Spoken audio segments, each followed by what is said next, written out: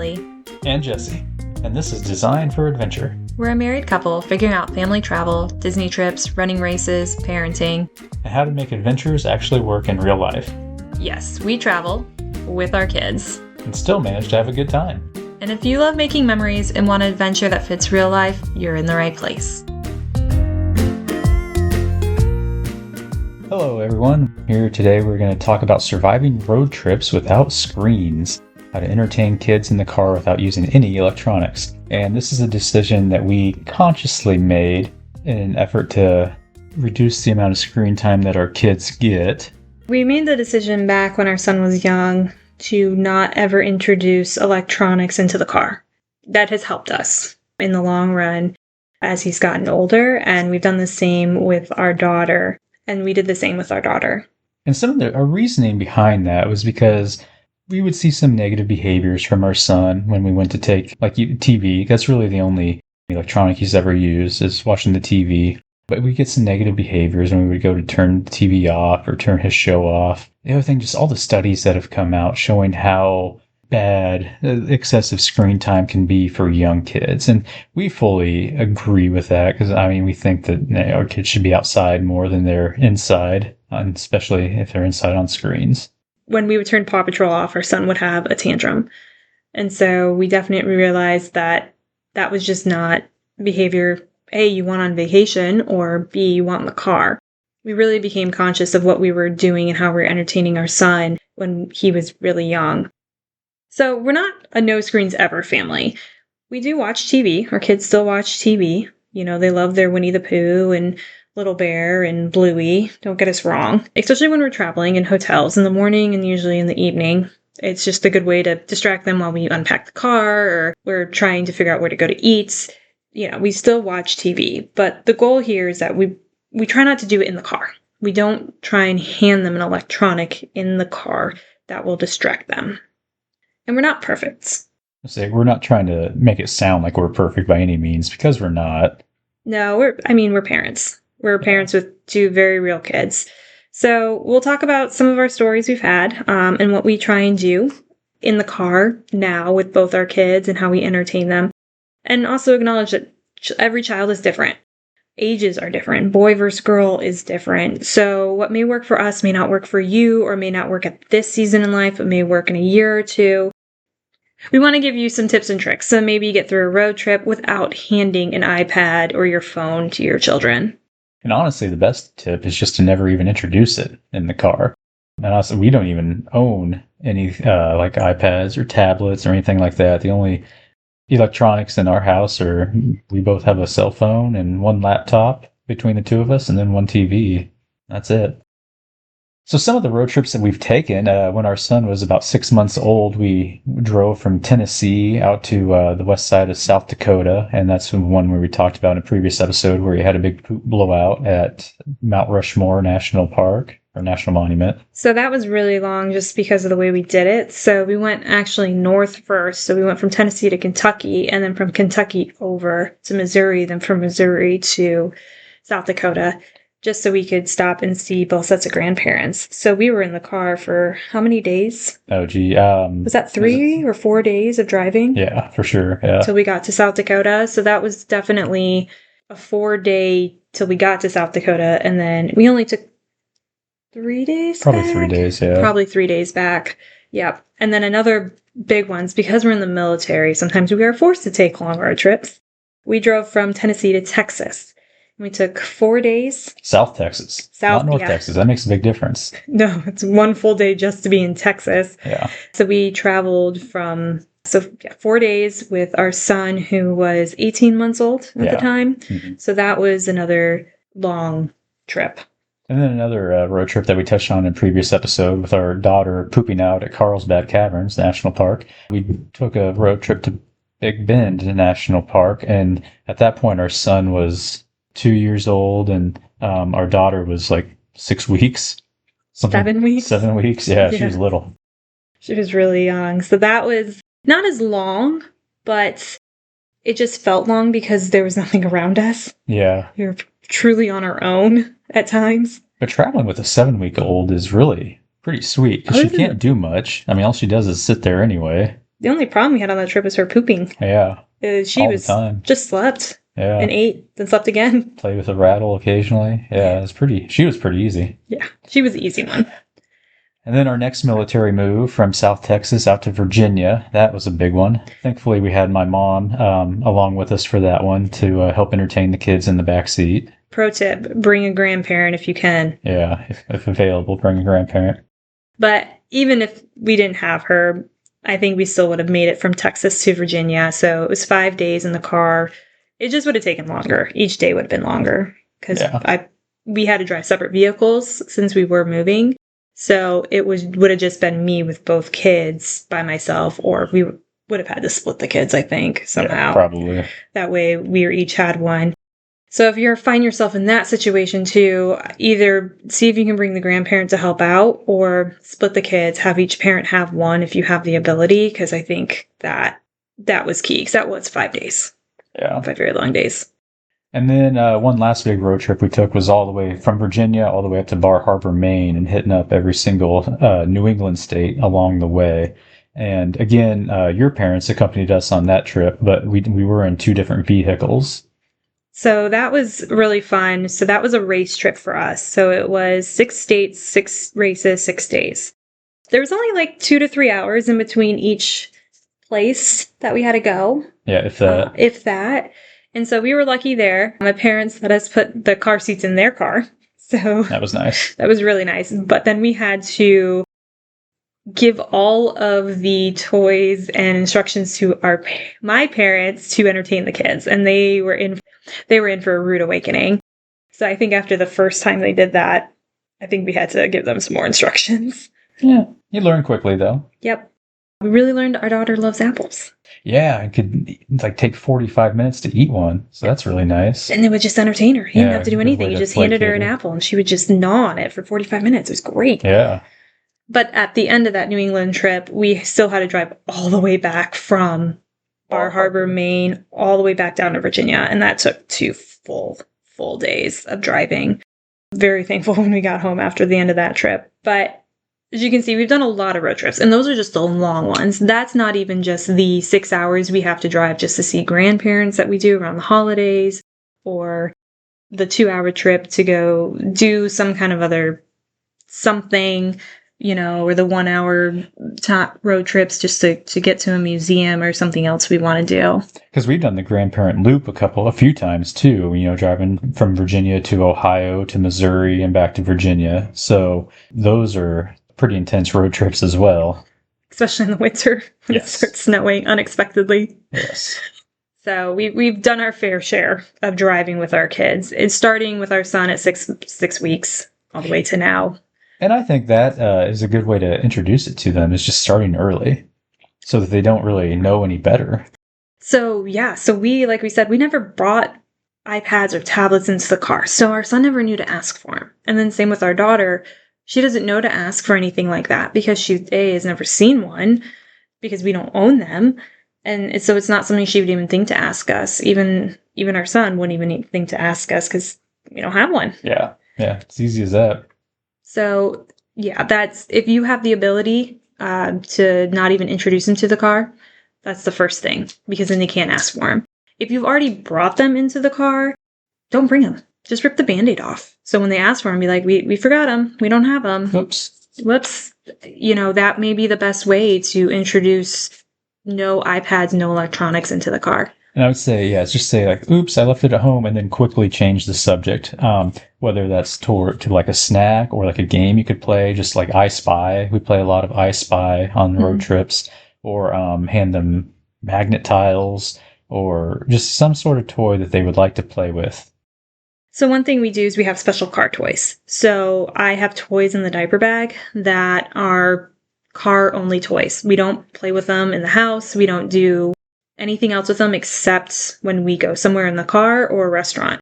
So they have special travel magnet tiles. I think we put a little thing of Lincoln Logs are in there, some Duplos. Then they have their crayons, sticker books, things that they never play with in the house. So when they get it in the car, it's something special. So they're excited to play with it because they haven't seen it maybe in a few weeks or months. Another thing that we like to do is leave super early in the morning. A lot of times our kids will not fall back asleep. We tried, that was our goal initially, was that hopefully they would get in the car seat and like the lull of the car would make them fall back asleep. Usually they don't fall asleep, but they're like drowsy enough that they're just sit there. quiet. They're quiet. Yeah. They're so tired. They just kind of lay there, just staring at the headlights coming at them again. Or if it's really dark, they have fallen asleep in the past. Yeah. But as they've gotten older, they haven't fallen asleep as much. I remember the one time we were driving to the airport. I was going to say that's my favorite story. Yeah. It was like 4 in the morning, 5 in the morning. Super early in the morning. Crazy early. We loaded him up. Last thing we did, we just like picked him up from his crib and then we just put him right into the car seat, buckled him in. I think he was rear facing still. Got in the car. We're like, okay, he's going to fall back asleep. And then halfway into the drive, we're on the highway and all of a sudden we're passing a semi and we just hear truck coming out. Big truck. Because he was going through a semi phase there where he was obsessed with semi trucks, and he didn't say a word the entire trip unless we passed a semi truck and he'd say, "Whoa, big truck." And that was it. Truck was probably one of his first words too. Yeah. It was kind of funny because that's all he could say was truck. Yeah, big truck. Another thing we'd like to do is schedule stops along the way, like playgrounds, or if you're in their area, Buc-ee's are great too, because they're always a lot of fun. They have great food, and they have a large space you can walk around in. Very clean bathrooms, always very clean bathrooms. I love changing diapers there because I knew it was going to be clean and I could find a place to change our kids. Nothing worse than walking into a gas station bathroom. They have no baby changing station, or it's just disgusting. Ugh. Buc-ee's is, if I see one, I'm like, we're going to stop. Yeah, because like if we're heading north of here, north of where we currently live, we know that there's a great playground in a little town 2 hours north of us. So we always make it a point to stop there, let the kids get out and stretch their legs for 15 or 20 minutes and play on the playground. And you can find them easily if you're using Google Maps. Just put in playgrounds or parks, and if you like know you need to stop in the next half hour, an hour, put it in, say on my route, read the reviews, make sure they're safe. We've been at one sketchy playground once that we were like, I don't know if we should stay long. But read the reviews, look at the pictures. But that's how we've found some actually really fun playgrounds in these little towns, or even in bigger cities when we're still traveling. But yeah, you can find these great places. Just let your kids get out for half hour. Off some energy. Yes, because that's really good. But say maybe it's raining or it's really cold outside, we run into this problem. Some other places to stop, walk around Walmart or a Lowe's or Home Depot, something like that, where they just let your kids like roam the aisles. So you're just letting them walk. You need to walk too after being in the car for a while. And it's really important just letting them get out and get that excess energy out. You can't drive like 6 hours straight anymore like we used to when we were younger, pre-kids. But you need to stop about every 2 to 4 hours. You know your kids' limits. Are they they need a bathroom break, or are they little and they're going to have energy in 2 hours? So we usually try 2 to 4 hours. It depends on how close are we to our destination, or eating, bathrooms. Is someone napping? Try not to interrupt the nap in the afternoon. Really trying to find those places to stop, indoor or outdoor, to let the kids get out and like stretch their legs. Yeah, definitely. And something else we like to do when your child is old enough, and definitely with some guidance, is let them pack their own toys in their own bag, like the kind of toys that they want to play with along the way. So we have a book bag and we hand it to our son, and I say, whatever fits in this backpack, you can bring with you. Now, he's put some strange things in there, I'm not going to lie, but it's his prerogative. So when he wants to play with that toy, sometimes he packs them for the actual hotel room versus the car, like Hot Wheels truck. But that's fine. If that's what he wants to take, that's what he wants to take. I will still have the car toys available to him, but he gets excited when he gets to pack his toys. A, he knows we're going on a trip, and then B, he's excited because he gets to take what he wants. Our daughter's not quite there yet. She usually just grabs every stuffy she possibly can when I ask her what she wants to take. But, she'll get there. Something else that really helps is if you have both adults with you, having one sit in the back to help keep the kids entertained too. It really helps when they're really young, especially when they have the pacifier falling or They're throwing their toys, throwing their pacifier, dropping their food. I like to, when I've done it, I'll read books to them back there because I can sit in between both car seats. And so I'll read a book to both of them. It's nice because then they can't like stop me from not turning a page or trying to flip 5 pages ahead. That really does help with the entertaining, especially if we're having meltdowns. I'll crawl in the back seat and that usually calms the temper tantrums or the get me out of this car seat. I've been in it for 2.5 hours and we only are 20 minutes away from home. Yeah, I think my favorite aspect of road trips and regarding taking kids on them is just encouraging them to like come up with their own story or to make up a song, just encouraging them to be creative, use their brain to entertain themselves. One of my favorite songs that our oldest used to do was he would go, instead of doing like the mommy finger, here I am, he used to do like Tesla finger, or like Mustang finger, here I am. Every time he would see those cars pass, and he would just keep going. Oh yeah, forever. And then when he went through his construction truck phase, he liked to sing 5 little dump trucks jumping on the bed. One fell off, and then keep going on and on, counting down. And that's another thing. It reminds me, I'm a teacher by trade, so another thing that I like to do to keep the kids entertained while on road trips is to help them with like math and like initial reading skills. So like if you're driving by and say, hey, I spy something out the window that starts with a T sound, and it could say tree, or, just if they're not at that level, just singing the ABCs and working on what sound each letter makes. And then as far as math goes, I mean, they have 10 fingers, so you can easily work on additions. They put 1 finger up on each side. That means on each hand. That means 1 plus 1. How many fingers do you have total? 2. All right. So, and then you can keep doing things like that. And then you can do that with subtraction too. Put 3 fingers up on one hand and take away 1. And 3 minus 1 equals 2. Or we would work a lot on like skip counting too. Because our oldest picked up on like counting by 2s and 5s and 10s pretty quickly. And it was really impressive. He was older when he did this. He was like 4, but he taught himself how to count by 18s. It was crazy. Like that was on a drive in Missouri. We were by Hannibal, Missouri. I remember this.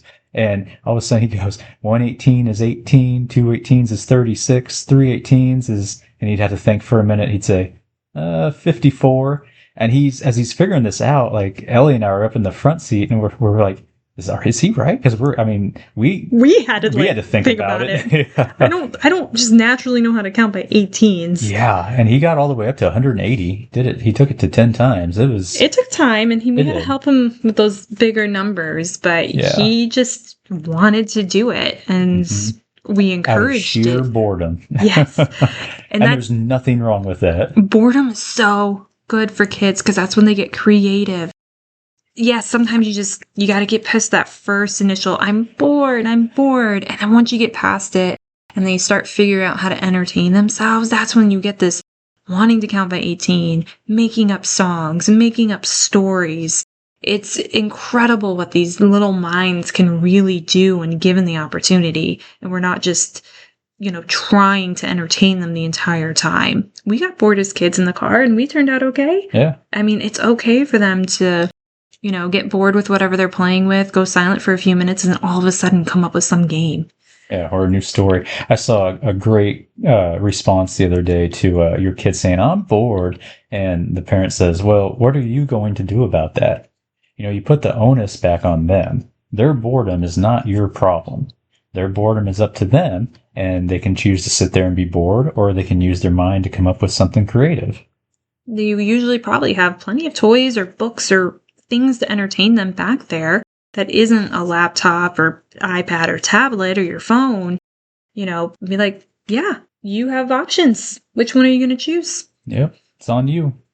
This is what I struggle with too, but I do think it is very important, especially as kids get older and become more aware, is us as parents being on our phones as well. So I struggle with it. Jesse makes fun of me sometimes and yells at me for it. I've never yelled. You never yelled, but you will make a comment. I will call you out. Yes. But if your kids see you on a phone, what do you think they want to do then? So I have to be more strategic when I'm on my phone, whether it is I am looking for a playground or a place to eat, a place to stay, a place to stop.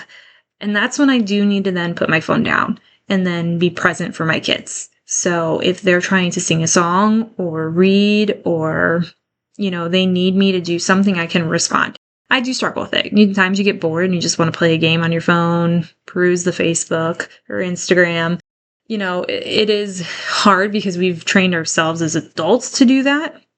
We don't have the same negative reactions that children have to those kind of social media sites, but it's still something that if they see us on it, then they want to do the same thing. So as our son has gotten older, he does ask for my phone every once in a while if he sees me on a bunch. Usually he just wants to take pictures with it, but it is something that I have to be more conscious of and not just being on it. But I also turn this on you. You're the one who's always driving. You never let me drive. Well, it comes down to whether we want to arrive at our destination safely or not. If looks could kill. That's true. She has a great point there. It gets exhausting. After you've been in the car for 8 hours, you're the one that's constantly reaching back. Your arm hurts because you've been twisting so much and reaching for that toy that's fallen for the 15th time. And then you're just driving along, peaceful as can be. Driving is exhausting too. And then that boils down to maybe you should sit back there with them more often too. So, and we talked about that. We have. Sometimes I do. I do crawl back there. Like I said, that can really help, especially when a meltdown is happening and you're 20 minutes away from the restaurant. You're just not going to stop until you hit that next destination. Usually getting back there helps and usually calms the whatever is going on. Yeah, definitely. But this comes to things, sometimes taking turns driving, especially if you have a long road trip going on, may be helpful, especially if you've noticed your partner is at their wit's end with your kids. If they're about to lose it, maybe saying, let's pull over, let's switch, give you an hour break from being the one who has to be on and taking care and parenting, because really that's what it is. You're the one parenting if you're in the driver's seat. I think that's also important and something that you don't do. Like I said, we want to arrive safely. All right. Some things, let's get into some more specifics about things that have worked very well for us. I will try and couch everything we talk about, whether it's for babies, toddlers, little kids, and then also boy versus girl, because I do think all of those come into play with everything. All of them can change your approach to driving. Boys do not sit still as girls. They do not focus as long. It's a fact. It's biology. And we, between our two kids, our girl and boy, 100% now on board with that because they're so different with their attention spans. It's amazing. And then obviously as children grow, their level of entertainment changes between babies, toddlers, and little kids. I think toddlers the hardest age. Oh, yeah, absolutely. Babies they lay there and sleep and they're happy with a mirror. Toddlers or a rattle or just like a crunchy book. Yeah. Toddlers are the hard ones. I do think they want to be up and running, and obviously they can't when they're strapped into a car seat, especially when they're still rear facing. It can be difficult because they can't see you as well. But we talked about the car only toys. Having just the special car toys, very helpful, or new toys, even if I'm guilty of Amazon purchases right before a big trip, buying a whole bunch of new things for the kids. Very guilty, yes. But it works. It helps. When you have new toys, they're new, they're exciting, they want to play with them. So that's usually why I do it, or getting a new sticker book or something. Yeah, some books they can read in quotation marks, especially like for the toddler age, a little book that has a lift the flap component or like a texture inside with it they can touch. Don't worry about words. That's not important at that age. Something with like bigger pictures and also something you're okay with if they destroy. We've had a book or two get destroyed by our toddler, our boy. He really liked to rip the flaps off. So I'm a big fan of those books that have the felt flaps. A lot harder to rip. Yes. And then also have two of something, because if when one child sees it, the other child is going to want it also. We have gotten in trouble with this ourselves, where we bought something for our son, but not our daughter, thinking, oh, she won't be interested in that. Oh no, we were so wrong. I did not realize she would love dry erase markers and a dry erase board as much as she ended up loving one. Yeah. This one it may change for each kid, but I think sometimes fewer toys that are well organized, easier for you to find and them to find, is better option than too many toys. Sometimes when they're overwhelmed, they will cycle through the toys very quickly. So I think when I'm a little bit more precise in the toys we bring, just having fewer to choose from, it can sometimes be helpful. Yeah. But again, know your kids and how long of a trip are you going on. And no toys with little parts. Those will get lost or swallowed. Swallowed, thrown on the ground, you can't find them. Then there's a tantrum because a little part of the toy is lost into the bottomless pits of underneath the seat well, and you're never going to find it again. Oh my gosh, I hate toys with little parts. Just don't get them. Don't buy them. Big toys. Magnet tiles are fantastic, but definitely bring like a metal tray to put them on. That way they stick to it. Yeah, so we had just a little container, and our son was having a hard time trying to build anything or do anything because it was just too small. So I actually got from the Dollar Tree just one of those little metal trays, like a cookie sheet. Oh, it was life-changing for him. He just put it on his lap, and he could actually build everything he wanted and do the little designs that came with it. That really helped us. Held his attention for a very long time. Oh my gosh, yes. I will say magnet tile, well, they do help. They do stick, obviously, but they can fall, so they can fall on the ground. Just be aware of that. Yeah. A lap desk, we've bought it for my son. He likes it, but doesn't. I would say know how bulky it is and the way it's strapped. Sometimes they trap around their waist so they don't like slide off. He can't get it off once I snap it on because of the way it's built. I don't think he likes that. Yeah. So when you're looking, if you want to get a lap desk because your kid likes to color or do something like the magnet tile, so you want to give them that ability to like play on their lap, which we fully like, and he does like that. But it was so bulky, I don't think he likes it as much, and he only wants to use it for maybe an hour or two each day. So then it becomes this thing that we're carrying around that's pretty big. So I would have opted for something smaller had I known that. So I like the trays, just maybe something smaller. This may be controversial, but at least with my son, I avoid coloring with crayons and markers. They roll everywhere. They roll on the floor. They end up drawing on themselves.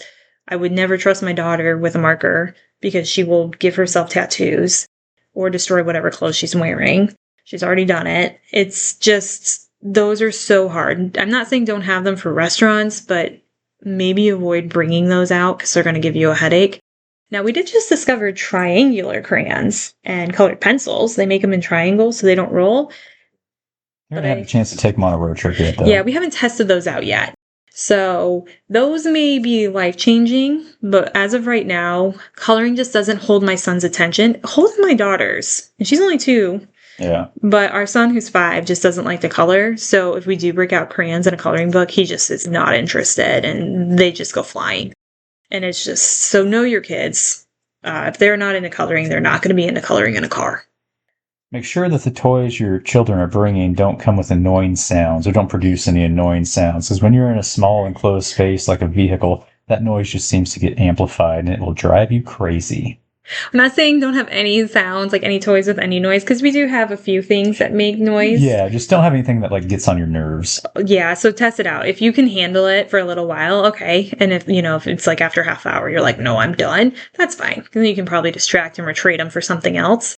But yeah, just be careful about anything that has batteries, especially if those batteries die. You may have to find new batteries on your trip.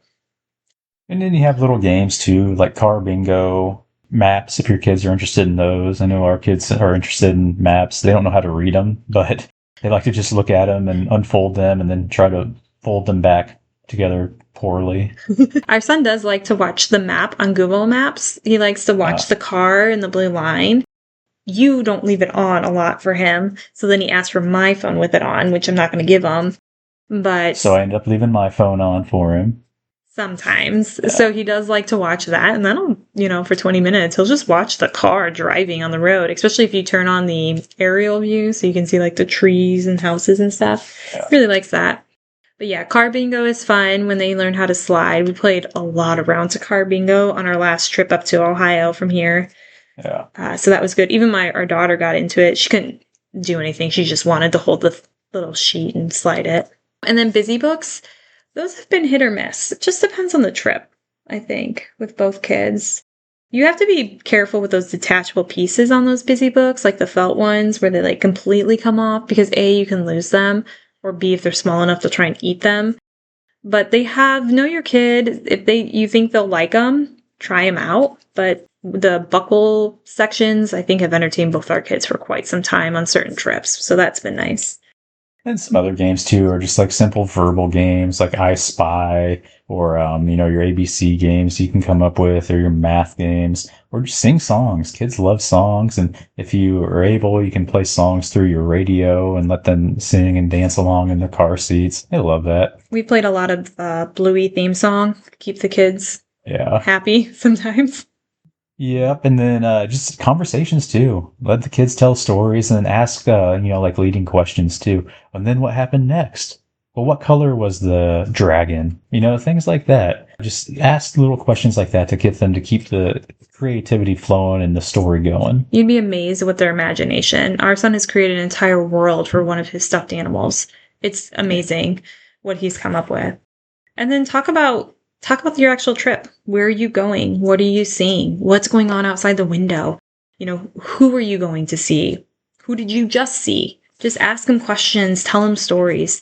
They love that. So then we can talk about some things that have not worked for us. Toys that only last a few minutes for us are really toys with little pieces. They get lost, they get broken so easily. Those water marker pads, our son just got bored with them so quickly and then just would make a mess with them because there's only like 3 or 4 sheets with them and he would do all of them and he'd be done. He'd just spraying water everywhere after that. Yeah, so I did not like those. Not having 2 of something, we sort of mentioned that already, but definitely have 2 of toys, especially if you know your kids. If you know they're going to want whatever the other one has, have 2 of it. Now, you can't expect your kids to entertain themselves right away, especially if you have been using iPads or other screens in the past. That's something you are going to have to work up to. I honestly think probably wouldn't take kids too long to, be able to self-regulate, though, and get it figured out. No, I mean, everyone's so afraid to try because their kid's going to have a meltdown or have a tantrum when they don't have the tablet given to them. But sometimes you just got to get past that first one. Yeah. And then you're going to be okay. They're going to figure it out. And maybe don't do it on your first, you're taking a 3-day road trip. Maybe go on some 4-hour trip and, let them work it out first that way. So then it's not such a shock to the system when you're taking such a long trip. Yeah, you can't expect kids to be perfect. I'd say if you can never introduce from the beginning, so maybe you have a really young baby now or planning on future kids, never even introduce the tablet into the car. I think that's the best way. But if you've already done it, rip the Band-Aid off. So then you get into, if the kids do start like whining and complaining or throwing toys or crying. So it happens. Our kids still do it all the time. I wouldn't say all the time. Not all the time. We get to complaining and whining. Every kid's going to complain and whine. You can't avoid it, unfortunately. They're children. I expect them to be children. Yeah, they're young. But we occasionally will get the "are we there yet" moments or the "I'm bored" from our son now. But I don't know, we push through them. We try and change what's going on. Maybe suggest we play a new game. Maybe start talking to him about what we're about to go do or what we're going to, if we're on our way home, about what we just did or how excited he is to play with his toys when he gets home. Sometimes when you're hitting those limits, just maybe it's time for a stop too. Maybe even in the car for 2 or 3 hours. So it might be time to just actually get out of the car and walk around for a few minutes too. I like to, when he's asking, are we there yet? My favorite thing to do is I say, well, if we were there, do you think I'd still be driving? And he'll always say, no. And then we look at how long we have until we're going to get to our next destination. And then I turn that into a math problem. Like they say, if there's an hour and a half left, how many minutes is that? And then, well, I mean, if he's not able to figure it out, I help talk him through it until we get to 90 minutes. And then we say, oh, how many seconds would that be? And then just, I don't know, because I'm a nerd and I'm a teacher. So yeah, I like to make things into little math or reading problems. So I'll just do it is I'll break it down into like Bluey episodes or Paw Patrol movie or something of that nature where... Which would be division. Yes, so we become like, okay, so if a Bluey episode is 8 minutes long, how many Bluey episodes is that? When you break it down into something conceptual, like he understands how long a Bluey episode is, it's kind of fun to walk them through it, to break it down, and that helps get them entertained again too, and get the boredom off. But yeah, it happens. Throwing toys. I wish I had an answer to throwing toys other than tying a string to everything and tying it. There's no answer. Kids are going to throw toys in the car or drop them, especially when they're rear facing and they're little.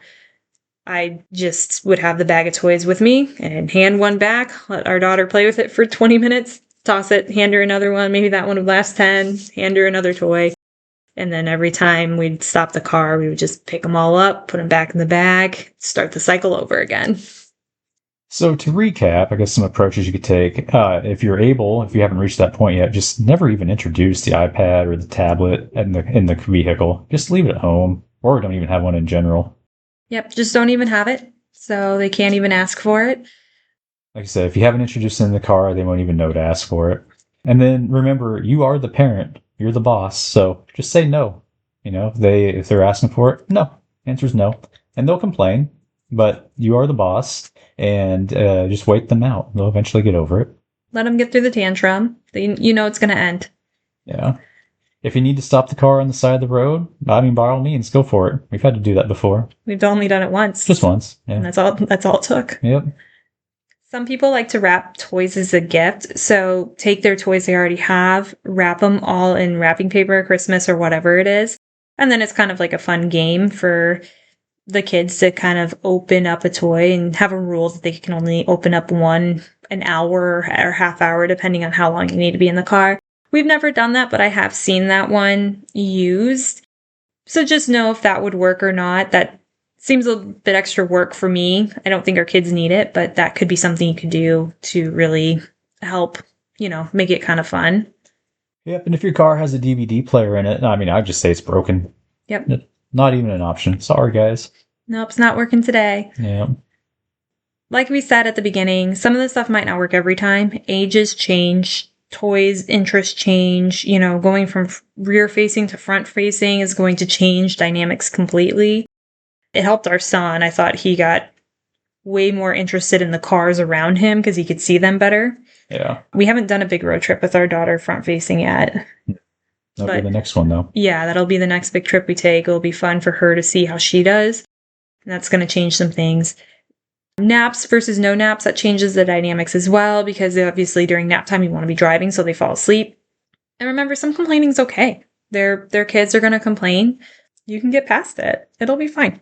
And then know how long you can go in one day, what your limit is, but most importantly, know what your kid's limit is. And not only just one day, but how long you can drive in one setting without taking a break.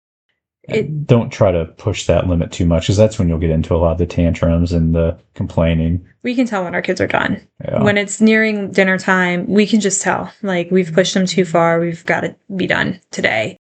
And that's what... Or just stop and take a break. Yeah, we can drive about 9 hours with our kids. Yeah. That's usually what we aim for, because that's usually the limit, because that's going to take you like 11 hours with stops. Yeah. And usually we're done by then too. Mm-hmm. And so the goal isn't silence. Like, you don't want your kids to be silent in the back seat. I want them to talk to me and sing songs and tell me stories and tell me what they're seeing.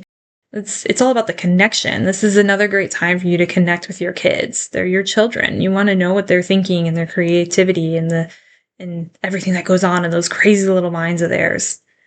Main thing here is just to plan for it. I mean, it's kind of the easy way just to put them on an iPad. But if you plan and take toys and other things for them to do, you can get through it.